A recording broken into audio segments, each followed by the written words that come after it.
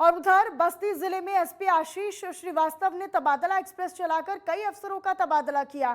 थाना प्रभारी छावनी रोहित उपाध्याय, मनोज त्रिपाठी थाना प्रभारी दुबौलिया, मृत्युंजय पाठक थाना प्रभारी नगर समेत 3 थाना प्रभारियों पर आज गाज गिरी है और इन्हें लाइन हाजिर किया गया।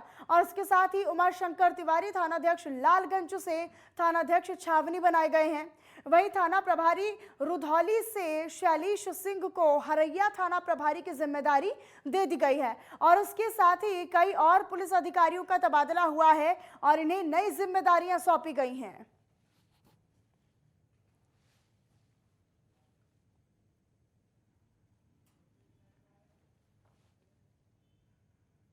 यूपी के हरदोई जिले में बेसिक शिक्षा विभाग की लापरवाही का मामला सामने आया है, जहां पर प्राथमिक विद्यालय में बच्चों के क्लासरूम में पढ़ते समय अचानक छत का प्लास्टर टूटकर बच्चों के ऊपर गिर पड़ा, जिससे क्लासरूम में पढ़ रहे 2 बच्चे घायल हो गए। जानकारी पर पहुंचे परिजन बच्चों को लेकर सामुदायिक स्वास्थ्य केंद्र पहुंचे, जहां उन्हें प्राथमिक इलाज दिया जा रहा है। और इसके बाद आपको बताते चले कि खंड शिक्षा अधिकारी ने विद्यालय का निरीक्षण किया और पूरे मामले की जांच के निर्देश सख्ती के साथ दे दिए गए हैं। तो खंड शिक्षा अधिकारी ने निरीक्षण किया, मामले की जांच के निर्देश इस दौरान दिए गए।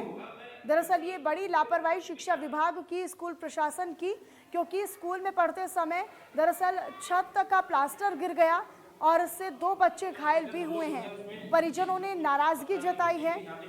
तो यूपी के हरदोई जिले में बेसिक शिक्षा विभाग की और स्कूल प्रशासन की भी लापरवाही सामने आई है, जहां प्राथमिक विद्यालय में बच्चों के क्लासरूम में पढ़ते समय अचानक छत का प्लास्टर टूटकर बच्चों के ऊपर गिर गया, जिससे क्लासरूम में पढ़ रहे 2 बच्चे घायल हो गए। वहीं जानकारी पर पहुंचे परिजन बच्चों को लेकर सामुदायिक स्वास्थ्य केंद्र पहुंचे, जहां उन्हें प्राथमिक उपचार दिया गया। और हादसे के बाद खंड शिक्षा अधिकारी ने विद्यालय का निरीक्षण किया और पूरे मामले की जांच के सख्त निर्देश दे दिए गए हैं। तो खंड शिक्षा अधिकारी ने निरीक्षण दिया है। हमारे विकासखंड मल्लावा में एक विद्यालय है, प्राथमिक विद्यालय कल्याणपुर।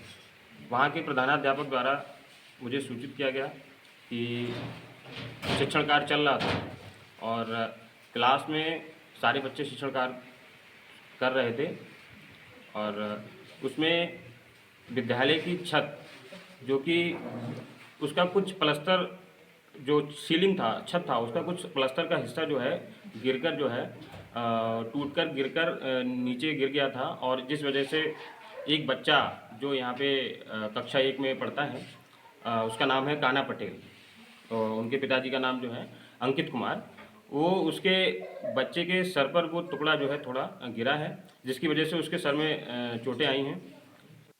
नरेंद्र मोदी भी मौजूद है और वो वहां पर मंचासीन है। चलिए इतने खबरों का रुख करते हैं। स्वार थाना और एसओजी की टीम को एक बड़ी कामयाबी हासिल हुई है। दरअसल पुलिस ने इस दौरान 25,000 के इनामी कृष्ण प्रकाश उर्फ लल्ला यादव को मौके से गिरफ्तार किया है। पुलिस को ये कामयाबी मुखबिर की जानकारी के बाद मिली और पुलिस ने ये बताया कि पकड़ा गया आरोपी कई मामलों में वांछित चल रहा था। वहीं पुलिस ने आरोपी के पास से तमंचा और मौके से एक खोखा कारतूस बरामद किया है।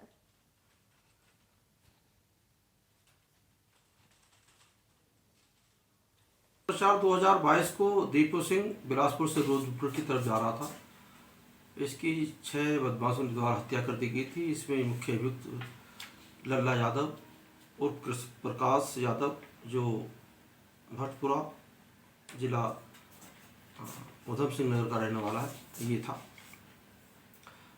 आज थानाध्यक्ष स्वार को सूचना प्राप्त हुई कि जो मुख्य अभियुक्त है लल्ला यादव, ये बिलासपुर से स्वार की तरफ आएगा। थानाध्यक्ष स्वार हरिंदर सिंह ने एसओजी टीम के प्रभारी अजयपाल से वार्ता की और दोनों टीमें वहां पर लग गई। 20/21 की रात्रि एक मोटरसाइकिल उधर से आती हुई दिखाई दी बिलासपुर की तरफ से।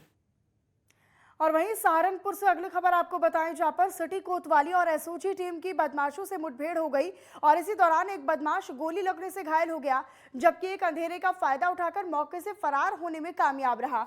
बताते चले कि 24 घंटे में सिटी कोतवाली की ये दूसरी मुठभेड़ थी और बदमाशों ने पिछले दिनों नौकर बनकर साथियों के साथ मिलकर सहारनपुर साड़ी व्यापारी के यहां पर डकैती की वारदात को अंजाम दिया था और पुलिस ने इनके पास से एक तमंचा, कारतूस, स्कूटी और 1 लाख रुपए नकद बरामद किए हैं।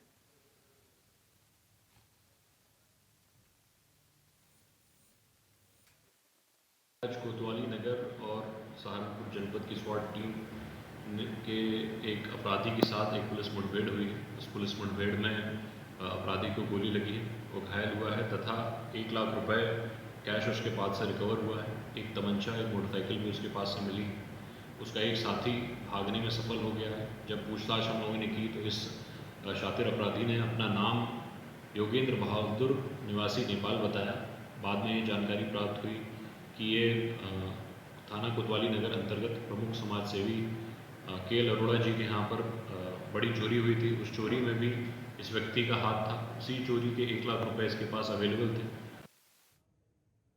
और वहीं सहारनपुर में कुतुबशेर पुलिस और बदमाशों के बीच में मुठभेड़ हुई। 24 घंटे में पुलिस की तीसरी मुठभेड़ थी और मुठभेड़ में शराब तस्कर के पैर में गोली लग गई, जिसके बाद पुलिस ने बदमाश को गिरफ्तार कर लिया। वहीं तस्कर के पास से भारी मात्रा में पुलिस के द्वारा शराब बरामद की गई है।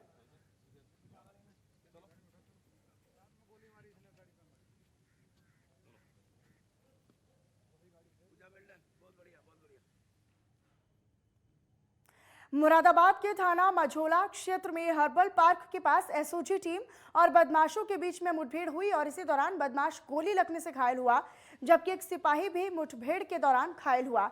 दोनों को जिला अस्पताल में इलाज के लिए भेजा गया।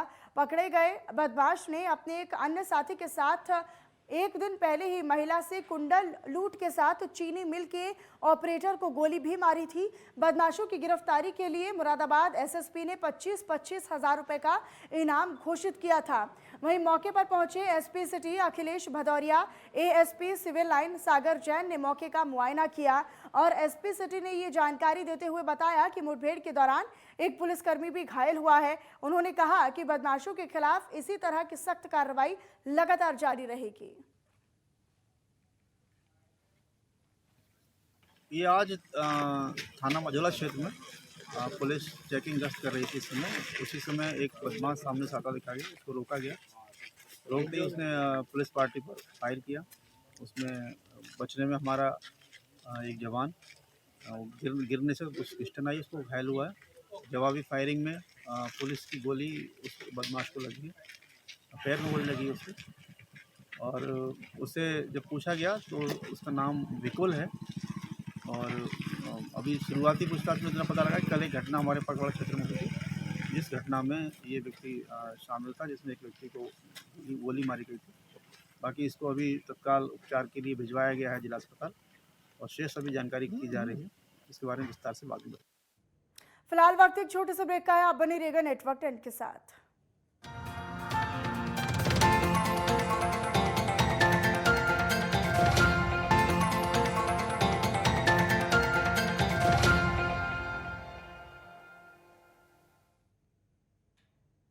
स्वागत है एक बार फिर से आप सभी का। ब्रेक के बाद रुक करते हैं बुलेटिन में कुछ और खबरों की तरफ। यूपी सरकार की तमाम योजनाएं धरातल पर कितना कारगर साबित हो रही हैं, इसके रियलिटी चेक के लिए कानपुर डीएम नेहा शर्मा ने मोर्चा संभाला और कानपुर नगर के सबसे पिछड़े ब्लॉक कहे जाने वाले ककवन विकास खंड के बचना, उत्तमपुर, गढ़ी और रहीमपुर विषधन गांव में चौपाल का आयोजन किया गया, जिसमें गांव की सड़क, नाली सुरक्षा, पेंशन, आवास सेवाएं, राजस्व की तमाम शिकायतों को सुना और उनके समाधान और निस्तारण के लिए भी तत्काल प्रभाव से अधिकारियों को निर्देश दिए गए। वहीं बताते चले आपको कि ये पहला मौका था जब कानपुर की कोई जिलाधिकारी गांव-गांव जाकर शिकायतें सुन रही है। इससे पहले ककवन विकास खंड को किसी अफसर ने गौर से नहीं देखा।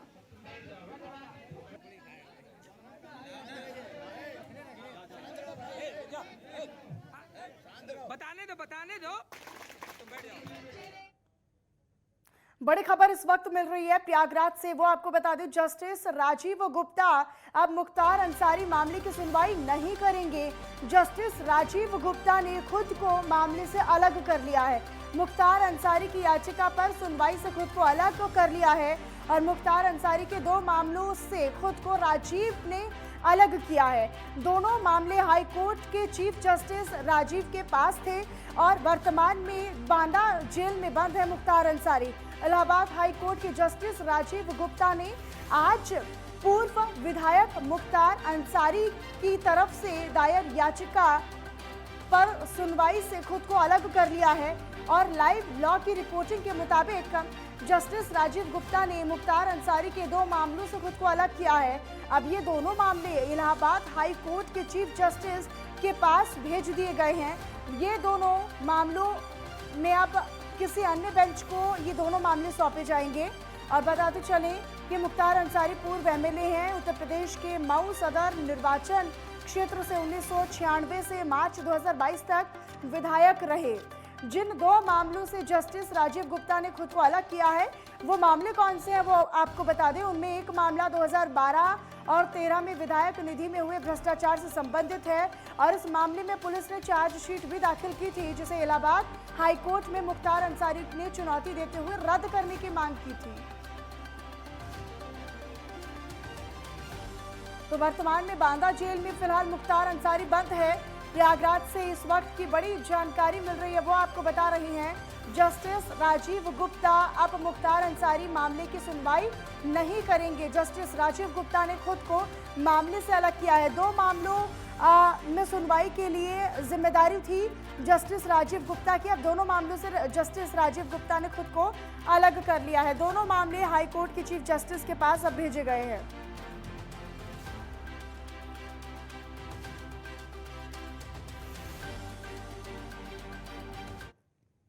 और प्रयागराज से ही अगली बड़ी खबर आपको बता दें। हैजा कॉलोनी को लेकर इलाहाबाद हाई कोर्ट का बड़ा आदेश आया है। हैजा कॉलोनी में अवैध तरीके से रहने वालों की अब मुश्किलें बढ़ गई हैं। हैजा कॉलोनी 30 दिन के भीतर खाली कराएं, हाई कोर्ट का यह आदेश है।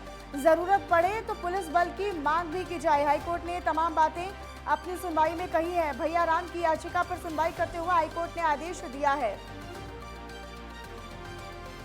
तो हैजा कॉलोनी को लेकर इलाहाबाद हाईकोर्ट का ये बड़ा आदेश। हैजा कॉलोनी में अवैध तरीके से जितने लोग रह रहे हैं उनकी मुश्किलें बढ़ गई हैं, क्योंकि हैजा कॉलोनी 30 दिन के भीतर खाली कराएं, यह आदेश इलाहाबाद हाईकोर्ट की तरफ से दिया गया है। तो ज़रूरत पड़े तो पुलिस बल की मांग भी करें, पुलिस बल का प्रयोग किया जा सकता है। तो भैया राम की याचिका पर अब ये हाईकोर्ट ने अपना फैसला सुनाया है। तो हैजा कॉलोनी अवैध तरीके से लोग उसमें रह रहे थे और उनकी अब मुश्किलें, उनकी दिक्कतें बढ़ गई हैं। हैजा कॉलोनी 30 दिन के अंदर अब खाली कराई जाए, ये हाई कोर्ट का आदेश दिया गया है।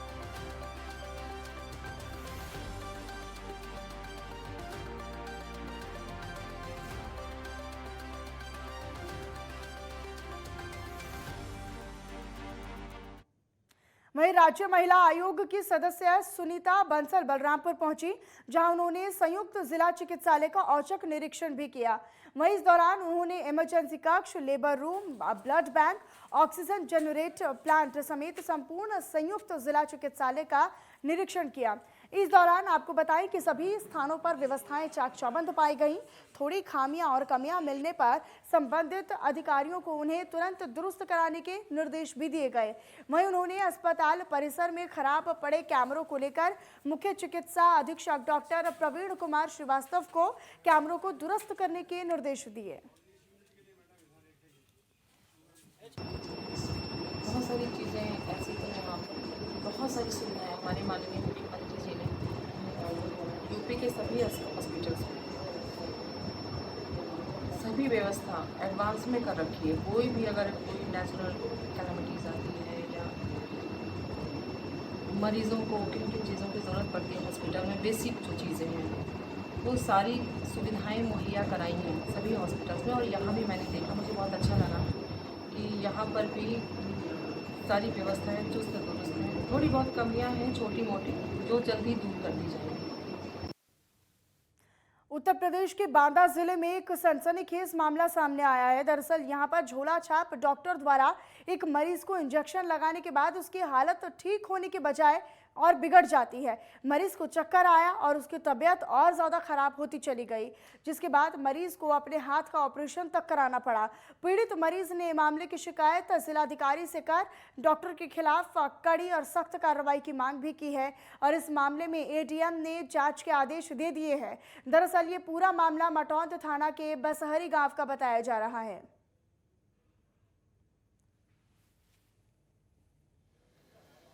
मेरा जो है कमर में दर्द हुआ था, तो एक डॉक्टर तो ये वहाँ किसने इंजेक्शन लगाया था? अरे वो मटौंद का एक डॉक्टर था, तेज बोलिए थोड़ा। मटौंद का एक डॉक्टर था नसीर नाम का, हाँ, उसने लगाया था। प्राइवेट है वो। अच्छा, फिर क्या हुआ? वो सूजी रिएक्शन कर गया था वो।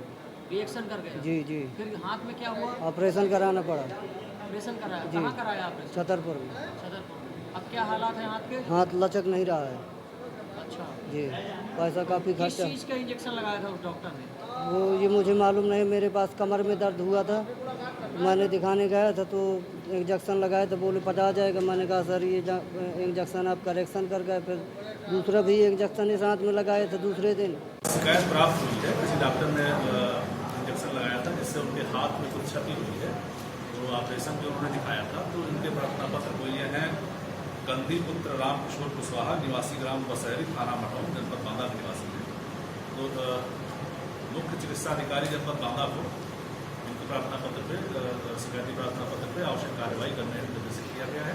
जो भी जांच करेंगे उस डॉक्टर यदि वैध है ठीक है, यदि उन्होंने गलत इलाज किया है या बिना अधिकार के इलाज किया है तो उसी हिसाब से कार्रवाई।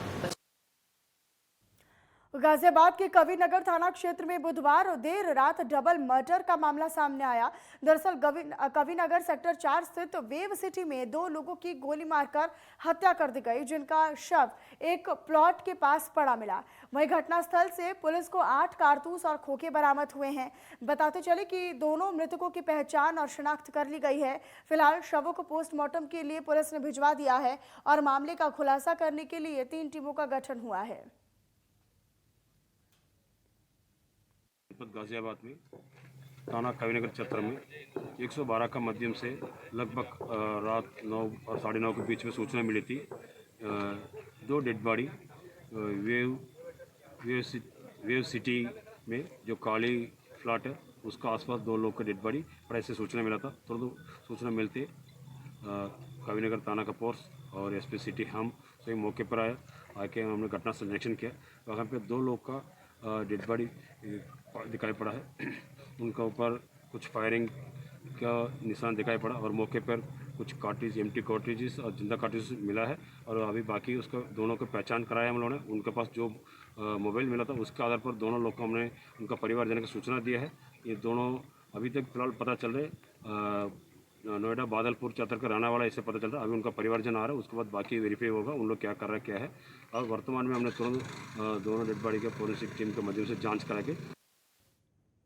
और वहीं उत्तर प्रदेश के बुलंदशहर जिले में थाना नगर कोतवाली क्षेत्र के लाल तालाब मार्केट में डिवाइडर से टकराकर तेज रफ्तार ट्रक पलटने के बाद बाजार में भीषण आग लग गई।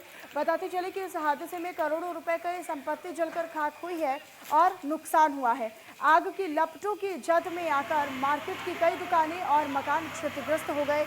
बताते चले कि स्थानीय पुलिस और दमकल की टीम घंटों से रेस्क्यू ऑपरेशन में जुटी हुई है, तो वहीं कई फायर ब्रिगेड की गाड़ियां भी मौके पर आग बुझाने में जुटी।